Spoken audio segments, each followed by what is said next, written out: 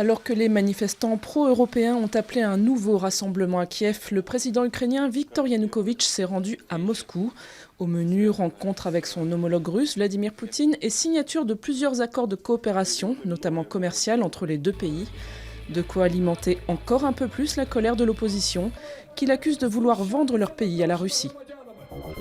Nouvelle opération française de désarmement en Centrafrique. L'opération s'est déroulée dans un quartier nord de Bangui. Cette fois, ce sont les milices chrétiennes anti-Balaka qui sont visées. Selon l'ONU, plus de 200 000 personnes ont été déplacées rien que dans la capitale depuis le début des violences interreligieuses. Le pays est de plus confronté à une grave crise humanitaire. Mauvaise nouvelle pour l'équipe de France olympique à moins de 2 mois des Jeux de Sotchi. La skieuse Tessa Worley s'est blessée à un genou lors d'une étape de Coupe du Monde à Courchevel. Une chute synonyme de forfait pour les JO.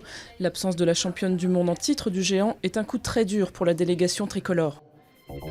Se faire appeler cocotte, mapuce ou Barbie au bureau, rien de plus banal. Une étude menée principalement auprès de cadres et sans appel.